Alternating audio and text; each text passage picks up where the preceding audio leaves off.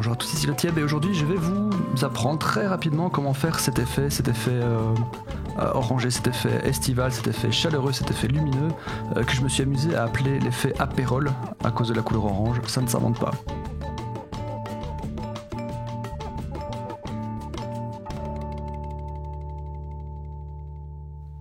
Donc pour cet effet apérole spritz, j'ai touché absolument rien du tout de leur part, mais je trouve que ça exprimait bien le côté chaleureux, le côté été, le côté cocktail, le côté orange surtout de ce filtre.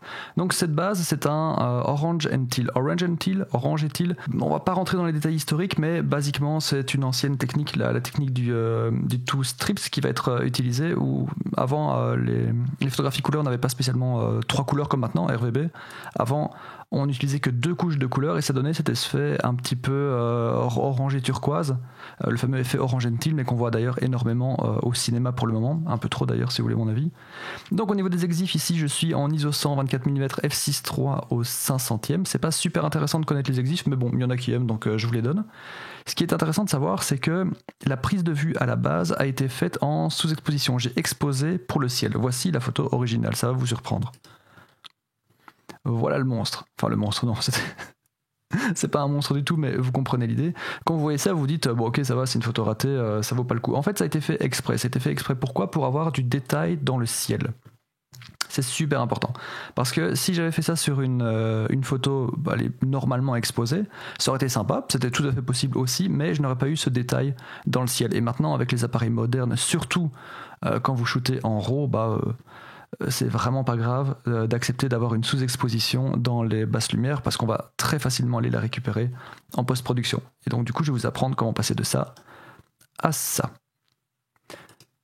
Première chose forcément qu'on va faire, c'est régler l'exposition. Donc à mon avis il faudra bien un ou deux diaphes de plus. Et ici je vais aller sur deux diaphes pour commencer. Pour donner un effet chaleureux. Donc oui voilà, ici maintenant du coup vous dites mais oui mais t'as sous-exposé pour avoir le ciel, maintenant le ciel est sous-exposé, c'est surexposé, donc forcément on va descendre les hautes lumières justement pour récupérer, vous voyez ces détails dans le ciel. Ça joue énormément sur la perception de votre auditeur parce que ça donne vraiment ce côté œil humain, c'est pas un HDR, même si d'une certaine façon c'est un petit peu la philosophie, mais ça permet d'avoir on a l'impression d'être un peu plus là. Donc qui dit soleil dit contraste. Si vous voulez donner un effet estival, un effet lumineux à vos photos, augmenter le contraste. Ici, sur la photo d'exemple, j'y étais allé à fond les ballons. Je pense que là, ce sera peut-être un peu cru, mais quoique, j'aime d'une manière générale éviter d'avoir vos sliders à fond. Ici, j'en ai déjà deux. Bon, on va laisser comme ça, mais d'une manière générale, éviter, surtout avec tout ce qui est clarté, ce genre de choses, ça faut éviter, faut vraiment éviter. C'est du mauvais goût. Donc, ici, de nouveau, c'est un petit peu sombre, donc je vais augmenter mes sombres pour récupérer encore une fois ce fameux détail et ne pas donner un effet trop clair-obscur. Ici, ça me paraît pas mal. Je vais donner quand même un tout petit coup de boost au niveau du soleil dans les blancs, mais vraiment très très léger.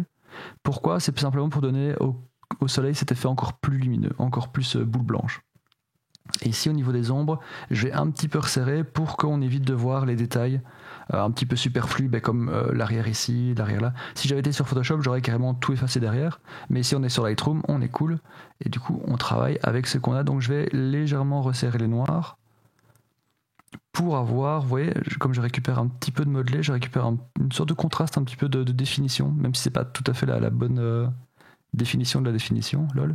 J'ai augmenté la clarté, donc évitez de mettre la clarté à fond. Je vois ça tout le temps sur internet et je veux pas savoir comme ça, m'énerve et comme c'est de mauvais goût. Mais je vais aller en chercher un tout petit peu pour donner un petit peu de détail. À mon avis, ici, ce sera pas mal. Saturation, contre toute attente, je vais la diminuer. Je vais légèrement lui donner un effet pastel, en fait, parce que on pourrait se dire, du soleil, de la chaleur, on va monter la saturation, mais voilà, c'est ignoble, c'est vraiment ignoble. Donc je vais légèrement diminuer la saturation pour donner un petit côté un petit peu plus cinéma d'auteur, un petit peu plus propre. On pourrait jouer sur la vibrance, donc la vibrance c'est la saturation, mais des couleurs orange-bleu. Je vais pas trop y toucher. Ok, Donc là, on a une photo relativement propre, un peu fade. Je vais juste voir au niveau de la balance des blancs ce que je peux améliorer. Donc soit je la prends telle quelle, soit je la prends en lumière naturelle, mais là, elle est peut-être un petit peu trop chaude, quoique. Soit ici, vous voyez, j'ai une petite référence dans ces lunettes avec du blanc. Et je peux prendre ma pipette, mais là, c'est un petit peu trop froid. Donc je pense que je vais la garder telle quelle, en fait. C'était un tout petit peu trop de vert. Je vais légèrement augmenter le magenta. Et comme ça me paraît bien. Ok, donc là, maintenant, vous vous dites, ouais, mais attends, là, tu nous vends quelque chose, ça ressemble pas du tout, mais alors pas du tout à ce qu'on a. Enfin, elle est où la chaleur, elle est où... Il est où le côté estival? Il est où l'apérole déjà? Mais j'y viens. Alors là maintenant, on va descendre vers l'étalonnage. Ça, et c'est vraiment la partie la plus importante. Donc ce que je vais faire, c'est que je vais prendre mes bleus, je vais légèrement les saturer. Enfin, quand je dis légèrement, on va quand même y aller un petit peu fort. À mon avis, plus 50, ce sera bien. Pour avoir justement un ciel beaucoup plus bleu. Vous voyez que ce slider en fait joue simplement sur la couche bleue, la couche RVB bleue de la photo. Donc je vais augmenter les bleus pour avoir un soleil bleu. Ça donnera un côté plus éclatant, un petit peu plus propre. Et je vais passer plutôt vers le turquoise. À mon avis ici ce sera pas mal. Ouais, comme ça. Mais là vous vous dites, là mon ciel bleu, j'en suis très content. Par contre pour la teinte de peau ça ne va pas du tout, c'est quoi ça? Et bien là du coup forcément on va jouer maintenant sur le rouge et le vert qui sont les couleurs qui définissent la teinte de peau. Donc ici je vais déjà c'est un peu trop rouge, je vais un petit peu désaturer mes rouges, comme ça ce sera pas mal. Et vous voyez ce que je cherche c'est d'avoir une saturation naturelle au niveau de la peau, donc c'est pas encore la teinte naturelle mais j'ai une saturation naturelle. Et après forcément je vais augmenter ici dans les oranges, mais là forcément il devient trop orange, et pour être moins orange on va jouer avec le vert qui est un petit peu trop présent aussi à mon goût. Je vais légèrement le diminuer, ici ça me paraîtra pas mal, et alors je vais augmenter le vert pour le rendre plus profond, et là on va récupérer plus ou moins une teinte de peau. Si jamais vous doutez de ce que vous faites, vous pouvez toujours cliquer sur la petite icône ici pour voir le côté avant-après. Donc vous voyez que la teinte de peau a effectivement changé, il est un petit peu plus rougeau, on va dire, un petit peu plus... c'est moins naturel, mais c'est beaucoup plus apérole, et c'est ça qu'on recherche, donc ça c'est cool. Une chose qui va aussi énormément changer sur la perception de votre photo, c'est le color grading. Donc le color grading, en fait, qui vient du cinéma avant, il n'y avait pas ça sur Lightroom, ce qui était assez amusant parce que j'utilisais sur les logiciels de montage. Mais là maintenant on l'a dans Lightroom, donc ce qu'il faut faire pour avoir ce côté apérole, forcément c'est de donner un côté orange aux hautes lumières. Donc je vais aller vers mes hautes lumières et lui donner un petit peu d'orangé.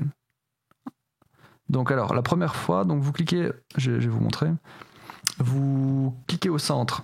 Si vous voulez réinitialiser, vous appuyez sur Alt et puis vous cliquez dessus. Vous voyez les options changent dès que je clique sur Alt. Donc je clique sur le centre et là je vais décider de la couleur et de sa saturation. Vous pouvez le faire à la main. Ce que je fais en général, c'est que j'essaye de choper la teinte au max qui m'intéresse. Donc c'est plus ou moins quand même cette teinte-ci. Je relâche. À ce moment-là, si vous n'êtes pas content de la teinte, vous cliquez sur la boule de couleur qui, elle, désormais va ne faire changer que l'angle de la couleur, donc sa teinte. Et celle du milieu, ce sera uniquement sa saturation. Et comme ça, vous avez un contrôle vraiment parfait. Voilà, je mets de l'orange dans les hautes lumières, donc on a une lumière plus orangée, plus apérole. Et forcément, pour contrebalancer, pour pas que ce soit trop orange sur orange sur orange, je vais mettre sa complémentaire. Donc, vous lisez le cercle chromatique. Ici, je suis en orange, sa complémentaire, c'est le bleu. Donc, je vais ajouter un tout petit peu de bleu, assez légèrement, dans les ombres, afin quand même que l'effet ne soit pas trop sur une seule teinte. En fait, c'est pour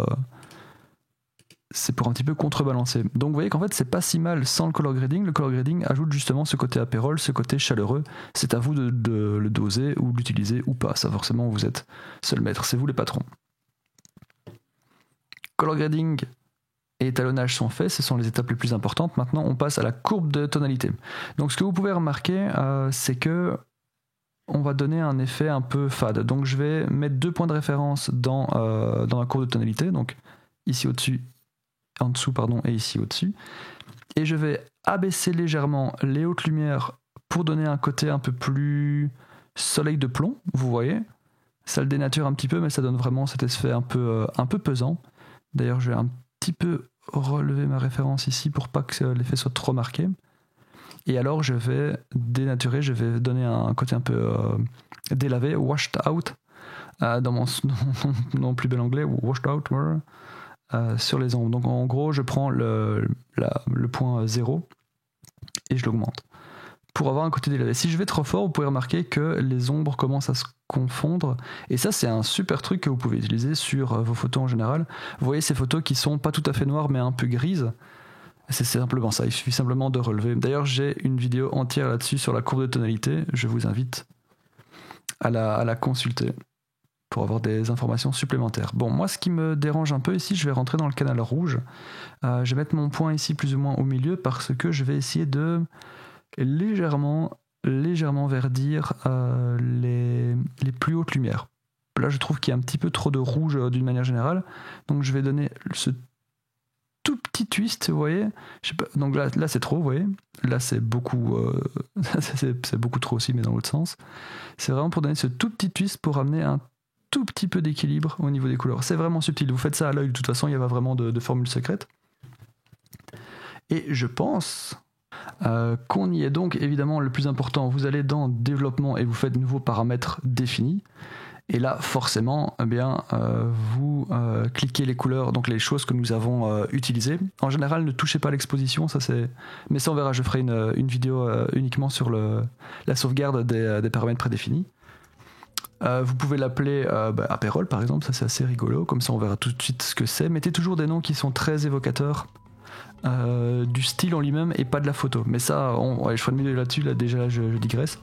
Ou vous pouvez aussi appeler ça Merci le Tieb et en profiter pour vous liker et vous abonner, pour liker la vidéo et vous abonner, ça fait pas de tort. J'espère que ce tuto vous a plu, j'espère que vous allez du coup amener le soleil dans vos photos grâce à ce paramètre prédéfini que vous avez enfin créé. C'était le Tieb. Merci à tous, merci beaucoup, et on se revoit la fois prochaine.